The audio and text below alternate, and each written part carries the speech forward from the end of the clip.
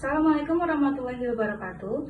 Di sini kami dari kelompok 12 akan memaparkan hasil analisis kami mengenai PT Telkomsel Indonesia Persero Terbuka. Adapun analisis ini didasari oleh fakta-fakta dan laporan keuangan yang resmi dari PT Telkomsel Indonesia Terbuka. Dalam analisa kali ini, sebelumnya kami akan memperkenalkan anggota kelompok kami terlebih dahulu. Perkenalkan, saya Aisyah Putri Azhara, NPM 2110129 dari Manajemen C Sore semester 7. Assalamualaikum warahmatullahi wabarakatuh. Saya Novi Punggahani, NPM 2110109. Saya dari kelas C Manajemen Sore. Baiklah, sebelum kami berbicara lebih jauh tentang analisis ini, di sini kami akan menceritakan sedikit tentang PT Telkomsel Indonesia Persero Terbuka. PT Telkomsel Indonesia Persero Terbuka, atau lebih dikenal dengan Telkom Indonesia, adalah salah satu perusahaan telekomunikasi terbesar di Indonesia yang dimiliki sepenuhnya oleh Badan Usaha Milik Negara atau BUMN. Perusahaan ini menyediakan berbagai layanan di bidang telekomunikasi, informasi, dan teknologi, serta berperan penting dalam mendorong digitalisasi di Indonesia. Telkom Indonesia memiliki berbagai lini usaha yang mencakup layanan telekomunikasi dan solusi digital. Baiklah, dari tabel di samping bisa kita lihat, nama resmi dari perusahaan ini adalah PT Telkom Indonesia. Adapun tanggal di mana PT Telkom Indonesia resmi tercatatkan pada Bursa Efek Indonesia yaitu pada tanggal 14 November 1995. Per tanggal 16 Desember 2024, harga saham dari PT Telkom Indonesia berada di Rp2.660 per lembarnya. Adapun jumlah saham yang telah beredar pada tanggal 16 Desember 2024 ada di 261.510 miliar lembar.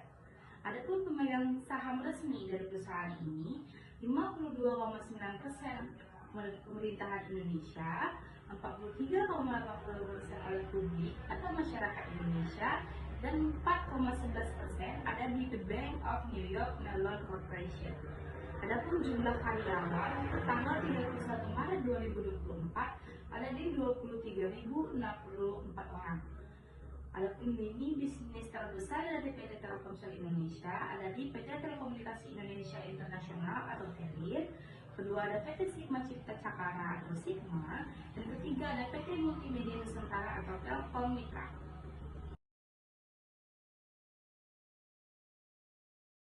Baiklah, pada slide ini kami akan berbicara sedikit tentang indikator-indikator apa saja yang mampu meningkatkan pendapatan dari PT Telkomsel Indonesia. Adapun indikator-indikator ini sendiri merupakan aktivitas dari masyarakat Indonesia, kebutuhan bahkan lifestyle dari masyarakat Indonesia. Adapun indikator yang pertama kami bicarakan adalah peningkatan penggunaan sosial media.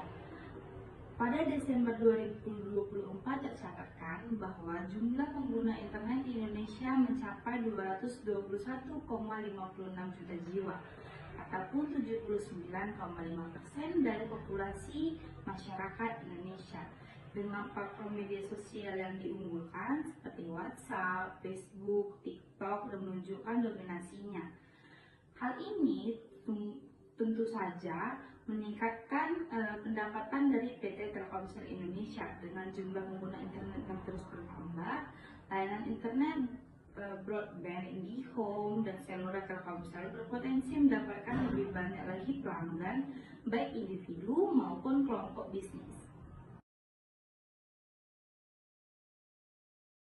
Baiklah, yang kedua, adapun indikator lainnya yang meningkatkan pendapatan dari PT Telkomsel Indonesia adalah tingginya pengguna e-commerce di Indonesia.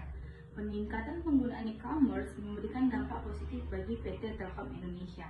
Dengan meningkatnya permintaan layanan internet berkecepatan tinggi untuk mendukung transaksi online, sekaligus membuka peluang untuk menawarkan digital seperti cloud computing, layanan data center, konektivitas yang andal bagi pelaku bisnis e-commerce. Namun hal ini juga menuntut Telkom untuk meningkatkan infrastruktur dan kapasitas jaringan guna mengakomodasi lonjakan trafik data pengguna e-commerce ini.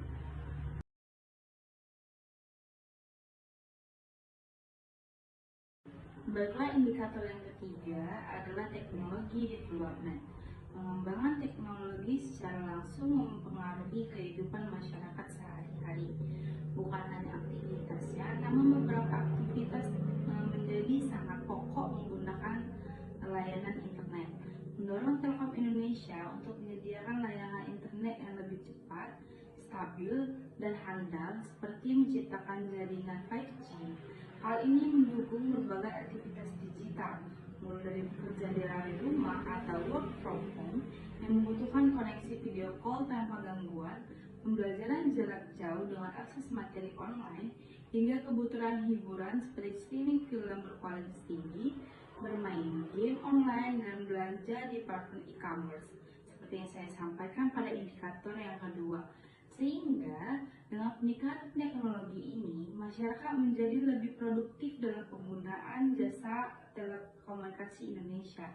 Sementara Telkom juga dihadapkan pada tuntunan untuk terus berinovasi agar layanannya tetap relevan dan memenuhi kebutuhan digital yang semakin kompleks pada saat ini.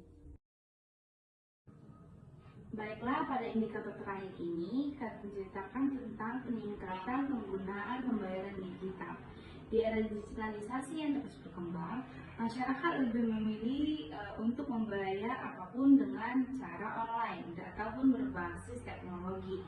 Peningkatan penggunaan pembayaran mobile seperti dompet digital ataupun kris mendorong Telkom Indonesia untuk menyediakan layanan internet yang lebih stabil, cepat guna untuk mendukung transaksi digital yang semakin sering dilakukan oleh masyarakat, seperti membayar belanjaan, transportasi, tagihan secara online.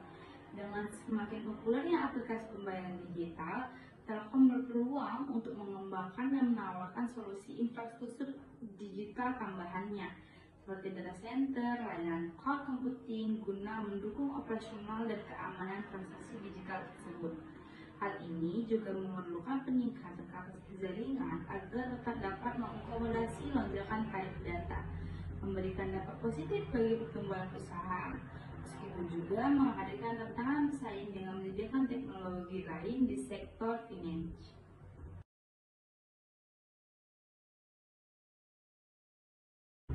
Baiklah, pada saat ini kami akan membahas tentang keadaan ekonomi makro Indonesia pada saat ini. Yang pertama, adanya pertumbuhan ekonomi.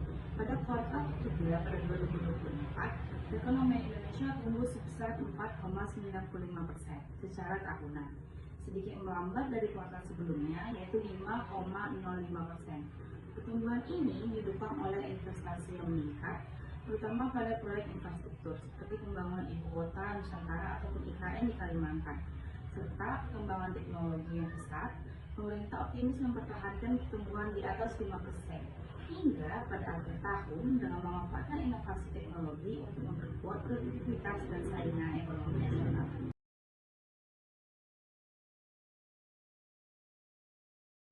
Keadaan kedua pada ekonomi makro Indonesia pada saat ini adalah inflasi dan kebijakan moneter.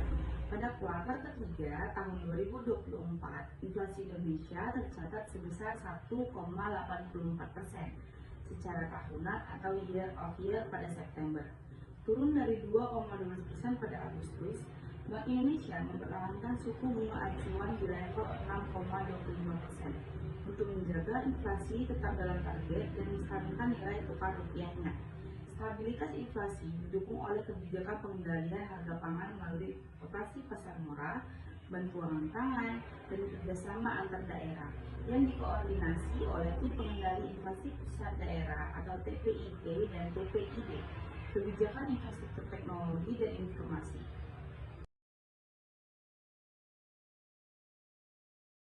Keadaan ekonomi makro Indonesia pada saat ini yaitu kebijakan infrastruktur, teknologi, dan juga informasi.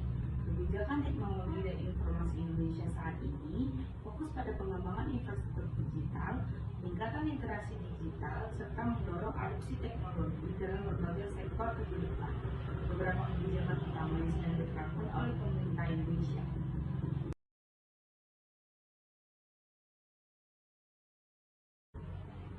Baiklah, di sini kami akan berbicara tentang financial highlight dari PT Telkom Indonesia Persero Terbuka. Adapun perbandingannya kami bandingkan pada 9 bulan pertama pada tahun 2023 dan 9 bulan pertama pada tahun 2024. Yang pertama ada revenue ataupun pendapatannya. Pada 9 bulan pertama 2024 tercatatkan ada 112.219.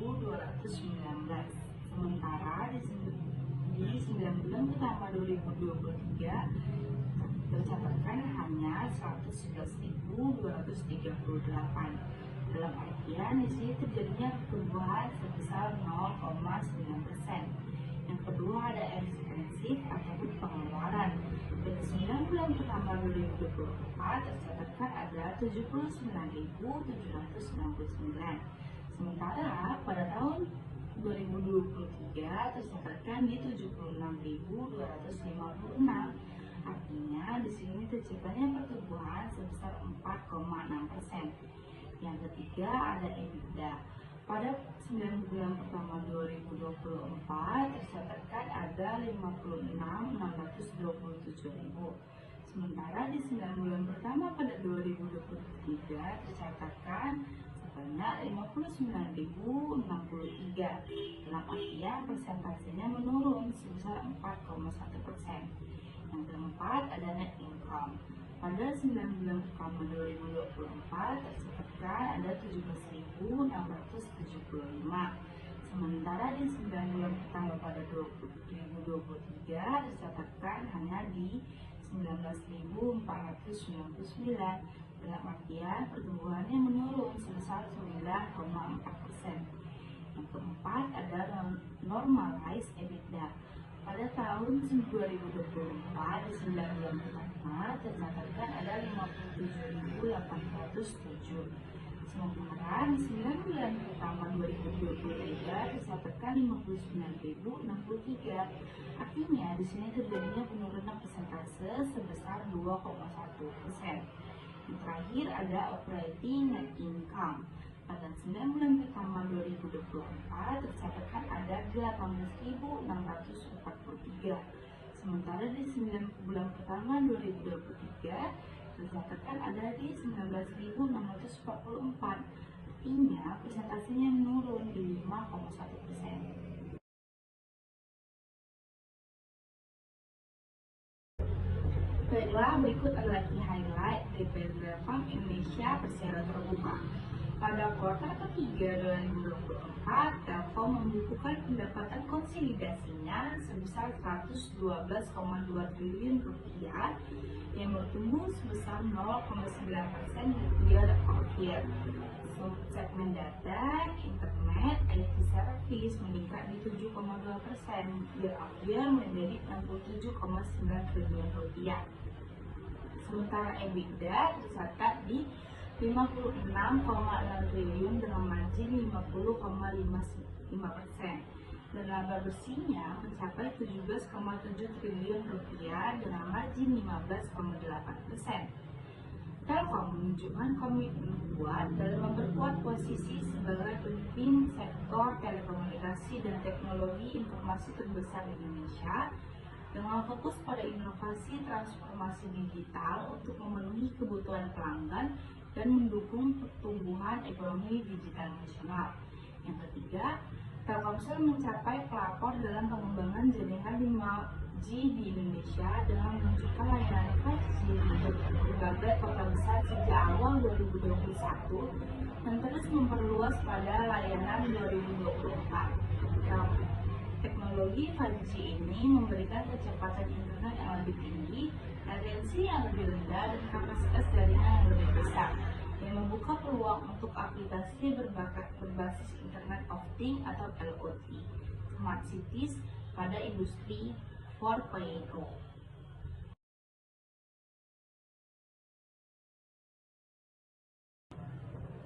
Baiklah, ini adalah ringkasan dari financial performance dari PT Telkom Indonesia Persero Terbuka. Ini adalah trading summer selama 12 bulan, diambil dari Agustus 2023 sampai dengan Juni 2024. Yang pertama ada di Agustus 2023. Harga tertinggi yang dijual oleh PT Telkom Indonesia pada Agustus 2023 ada di 3.830. Sementara yang terendah ada di 3.680. Kemudian di September 2023 harga tertinggi yang diberikan oleh PT Telkom Indonesia ada di 3.860. Sementara yang terendah ada di 3.680. Artinya di sini ceritanya pertumbuhan sebesar 0,54%. Kemudian di Oktober 2023 harga paling tinggi di PT Telkom Indonesia ada di 3.850, sementara yang terendah ada di 3.420. Sini artinya persentasenya turun sebesar 6,93%. Kemudian ada di November 2023 harga tertinggi yang ditawarkan ada di 3.980, sementara yang terendah ada di 3.810. Artinya adanya pertumbuhan sebesar 5,5%. Kemudian ada di Desember 2023. Adapun harga tertinggi yang ditawarkan oleh PT Telkom Indonesia ada di Rp4.010 per lembarnya, sementara terendah ada di Rp3.890. Artinya di sini terjadinya pertumbuhan sebesar 0,25%. Kemudian di Januari 2024 harga tertinggi yang ditawarkan yaitu di Rp4.210, sementara yang harga terendahnya ada di Rp3.980. Artinya di sini persentasenya naik sebesar 1,1%. Kemudian di Maret 2024 harga tertinggi yang ditawarkan oleh PT Telkom Indonesia ada di Rp3.970.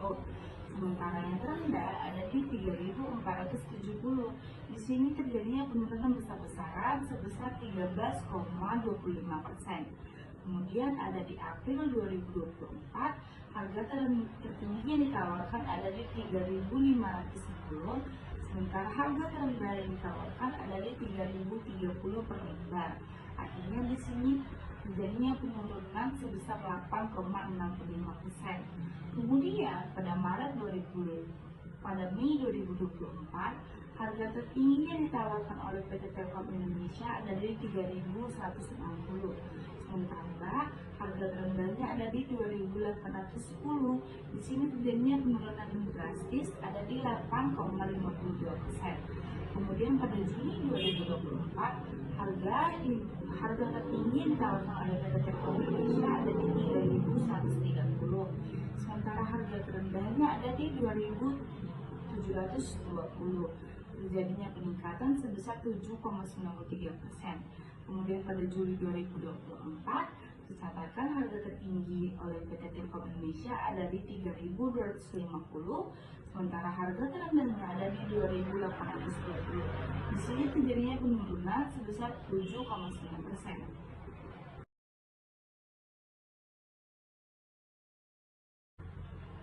Baiklah, di sini kami ada grafik dari kenaikan harga saham PT Telkom Indonesia Persero Terbuka pada tahun 2024, diambil dari awal Februari 2024 sampai dengan Desember 2024. Adapun harga tertinggi yang pernah dicapai ada di kisaran 4.000, sementara kita lihat di sini harga terendah yang pernah dikisahkan ada di 2.500. Adapun harga tertinggi ini dicatatkan pada Maret 2024 sampai dengan Mei 2024. Sementara harga terendah tercatatkan pada November 2024. Grafiknya kian menurun dari awal tahun hingga akhir tahun.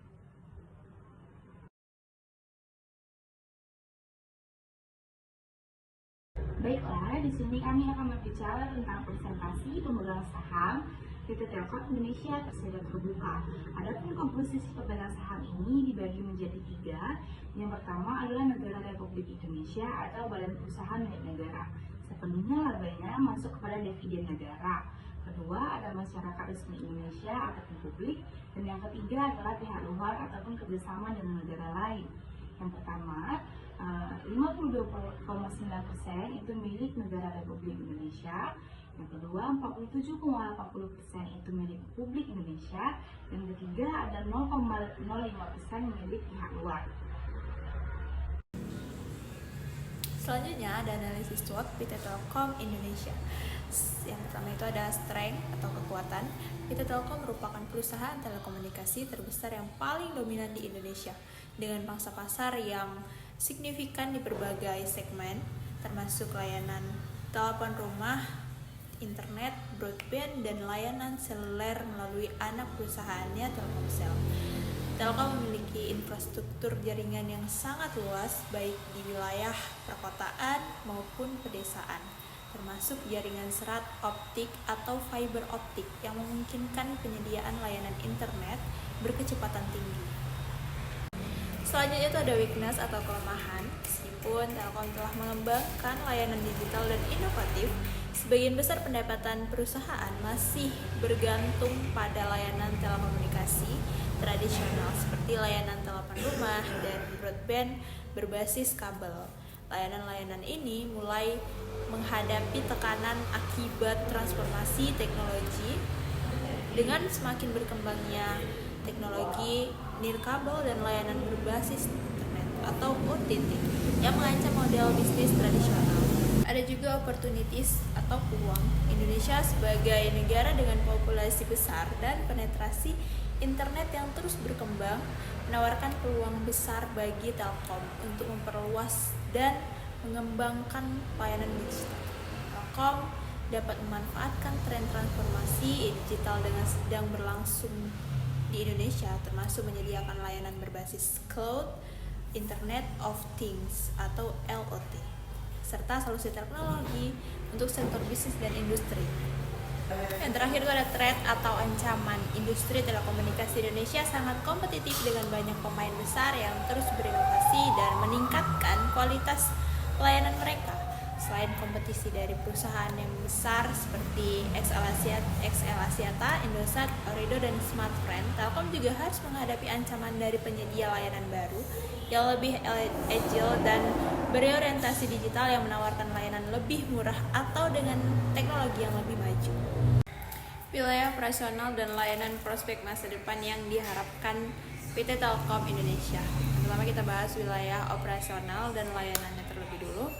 Di sini Telkom memiliki 7 kantor Telkom regional, 61 wilayah telekomunikasi, 387 outlet Plaza Telkom, 750 unit sales car IndiHome, 11 global office di Australia, Hong Kong, Malaysia, Myanmar, Singapura, Taiwan, Timor Leste, Dubai, Amerika Serikat, serta global sales representative di Britania Raya dan Filipina. 372 Grapari di Indonesia, termasuk 9 Grapari Telkom Group di Jakarta, Tangerang, Bandung, Medan, Palembang, Pangkal Pinang, Pematang Siantar, Sorong, Surabaya, dan 2 Grapari lain di Bukit Tinggi dan Bekasi. Selanjutnya itu adalah prospek masa depan. Yang pertama ada efisien dari integrasi lini bisnis. Telkom dan Telkomsel sudah resmi mengintegrasikan IndiHome ke Telkomsel atau Fixed Mobile Convergence. Dengan adanya FMC ini tentunya akan membantu Telkom Group menjadi lebih efisien dalam mengeluarkan operasional dan belanja modalnya. Yang kedua adalah meningkatkan kebutuhan data center dengan meningkatnya kebutuhan internet di Indonesia. Tentunya dibutuhkan kapasitas data center karena peran pentingnya dalam menyimpan, mengelola, dan menyediakan akses terhadap data dan layanan komputer secara efisien dan andal. Harapannya, PT Data Center Indonesia sebagai anak perusahaan dapat memenuhi kebutuhan tersebut.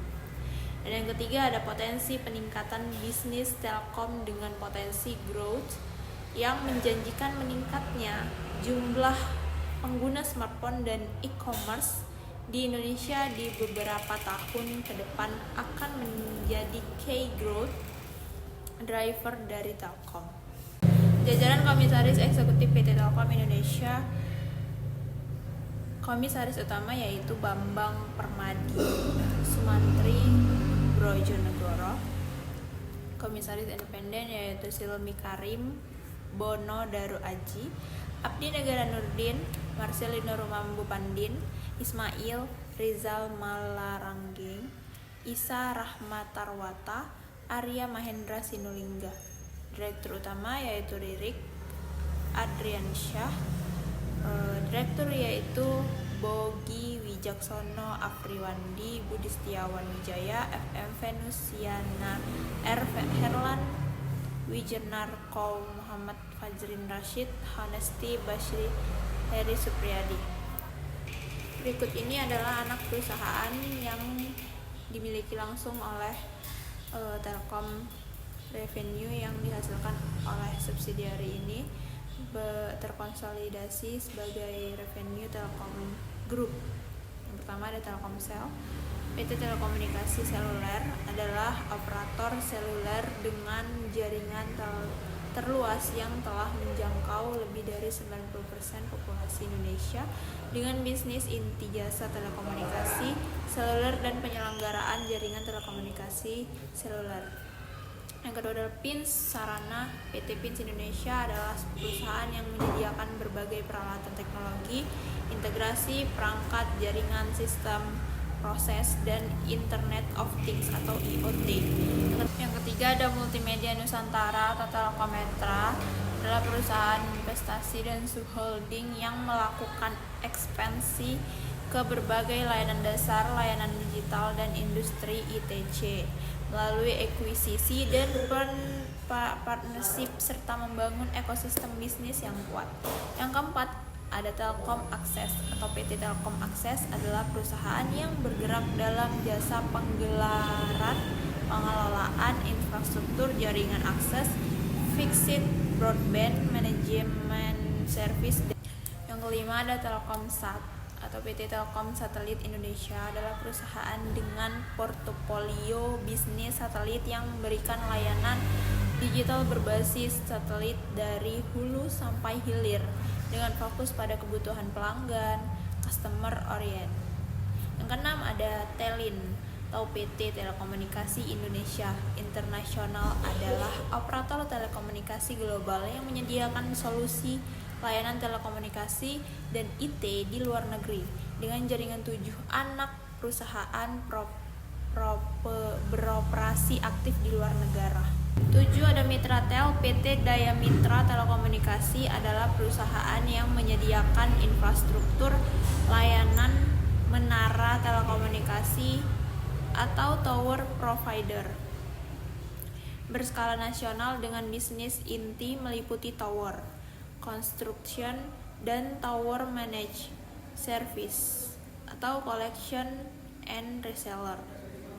Yang kedelapan ada Telkom Infra atau PT Infrastruktur Telekomunikasi Indonesia adalah penyedia jasa pengelolaan infrastruktur telekomunikasi atau service and solution domestik dan internasional dengan bisnis inti jasa telekomunikasi, kabel service, infrastruktur, dan submarine. Yang kesembilan ada Metranet. PT Metranet adalah penyedia media dan konten digital terintegrasi dengan bisnis inti yaitu media online, digital konten, dan digital billing, Telkom Property. Yang ke-10 ada PT Graha Sarana Duta. Telkom Property adalah penyedia jasa properti yang mengedepankan pada leverage aset idle Telkom dengan bisnis inti yaitu property management, property development, project management, dan facility management. Yang ke-11 ada PT Telkom Data Ecosystem adalah perusahaan dengan fokus portofolio bisnis infrastruktur data center dengan bisnis inti yaitu penyedia kolokasi dan ekosistem pendukungnya antara lain manajemen operasional, data center, cross connect, dan smart hand. Yang ke-12 yang terakhir itu ada PT Sigma. Cipta Cakara adalah perusahaan penyedia jasa konsultasi piranti keras, perangkat lunak komputer, dan pusat penyimpanan data terkonsolidasi data center. Neraca keuangan PT Telkom Indonesia, balance sheet. Di sini tuh ada balance sheet. Balance sheet adalah laporan keuangan yang menunjukkan posisi keuangan perusahaan termasuk aset, kewajiban, dan ekuitas.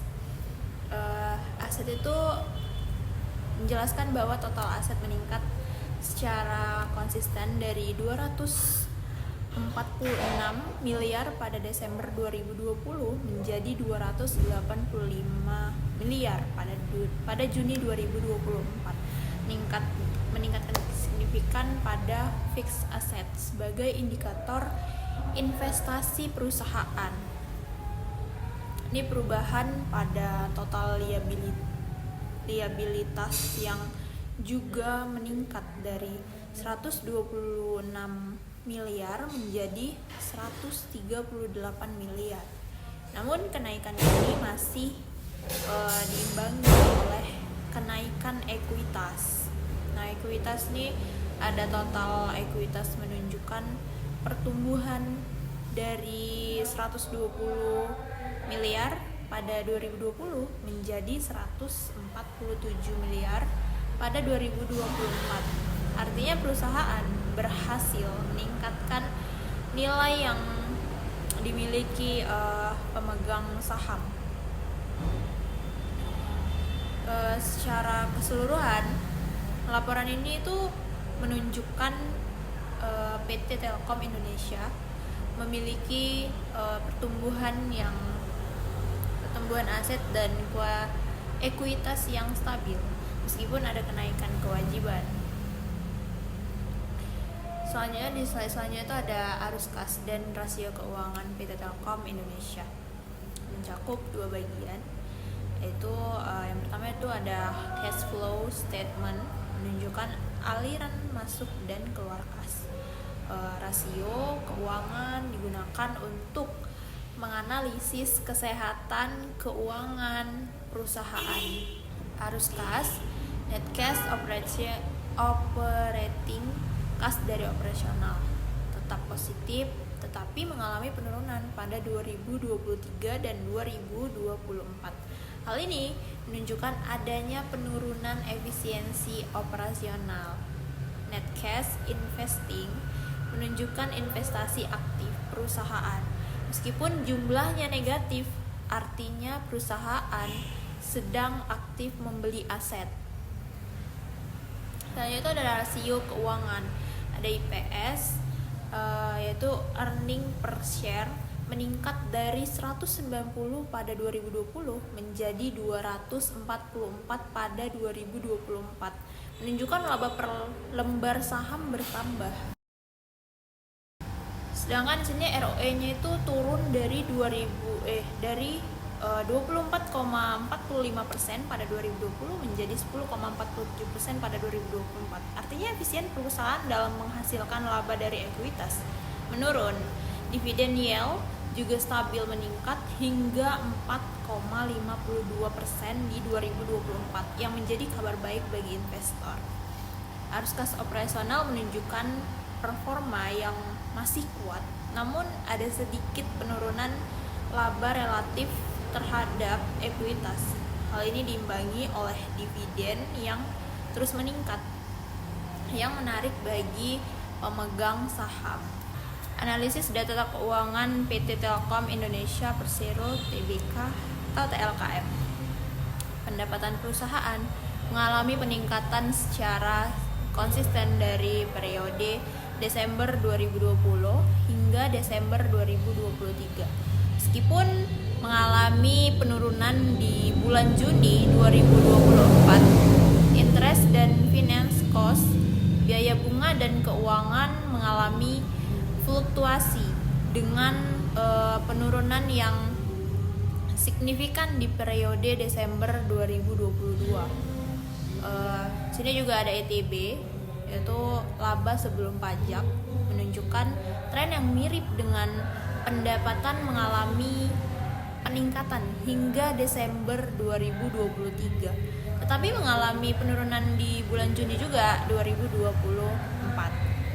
Lalu ada tax, pajak mengalami penurunan di periode 2024 Desember ya, dan Juni 2024. Profit loss for the period, laba bersih perusahaan mengalami peningkatan secara konsisten dari periode Desember 2020 hingga Desember 2023. Meskipun mengalami penurunan di bulan Juni 2024. Selanjutnya ada profit atau loss period attributable, laba bersih yang diatribusikan kepada pemilik induk perusahaan mengalami peningkatan secara konsisten dari periode Desember 2020 hingga Desember 2023, meskipun mengalami penurunan di bulan Juni 2024. Comprehensive income, pendapatan komprehensif perusahaan, mengalami peningkatan secara konsisten dari periode Desember 2020 hingga Desember 2023, meskipun mengalami penurunan di bulan Juni 2024. Komprehensif attributable, mendapatkan pendapatan komprehensif yang diatribusikan kepada pemilik induk perusahaan, mengalami peningkatan secara konsisten dari periode Desember 2020 hingga Desember 2023, meskipun mengalami penurunan di bulan Juni 2024 juga. Analisis WACC sektor distribusi PT Telkom Indonesia Persero Tbk. Grafik ini menunjukkan distribusi WACC, yaitu wages average cost of capital di sektor distribusi PT Telkom Indonesia Persero Tbk. WACC adalah biaya rata-rata yang dibutuhkan perusahaan untuk mendanai operasinya. Grafik tersebut menunjukkan jumlah perusahaan di sektor distribusi berdasarkan rentang WACC. Sumbu horizontal menunjukkan rentang WACC, sedangkan sumbu vertikal menunjukkan jumlah perusahaan. Terdapat banyak perusahaan dengan WACC di bawah 8%, dengan puncak di angka sekitar 6,8%. Jumlah perusahaan yang memiliki WACC lebih tinggi dari 8% cenderung menurun, dan sangat sedikit perusahaan yang memiliki WACC di atas 13,4%. Sebagian besar perusahaan di sektor distribusi PT Telkom Indonesia Persero Tbk memiliki biaya modal yang relatif rendah. Hal ini dapat menunjukkan bahwa perusahaan-perusahaan ini memiliki akses yang baik ke pendanaan dan memiliki struktur modal yang sehat. Penting untuk dicatat bahwa grafik ini hanya menunjukkan distribusi WACC dan tidak memberikan informasi mengenai kinerja atau profitabilitas perusahaan. WACC Industri Distribusi PT Telkom Indonesia atau Persero Tbk. Grafik batang yang menunjukkan distribusi WACC atau wages average cost of capital di industri distribusi dengan PT Telkom Indonesia Persero Tbk sebagai titik fokus. Sumbu X menunjukkan rentang WACC dalam presentasi. Sumbu Y menunjukkan jumlah perusahaan dalam setiap rentang WACC. Lalu sebagian besar perusahaan dalam industri distribusi memiliki WACC di bawah 7,5%. PT Telkom Indonesia Persero Tbk memiliki WACC di atas 7%, yaitu 7% yang menonjol di grafik. Grafik menunjukkan bahwa WACC perusahaan ini lebih tinggi dibandingkan mayoritas perusahaan lain di industrinya. Dan PT Telkom Indonesia Persero Tbk memiliki WACC yang lebih tinggi daripada rata-rata industri distribusi. Hal ini dapat disebabkan oleh berbagai faktor seperti biaya modal yang lebih tinggi, struktur keuangan yang berbeda, atau strategi bisnis yang spesifik. Penting untuk mempertimbangkan faktor-faktor tersebut secara mendalam untuk memahami mengapa WACC PT Telkom Indonesia Persero Tbk lebih tinggi dari rata-rata industri lainnya.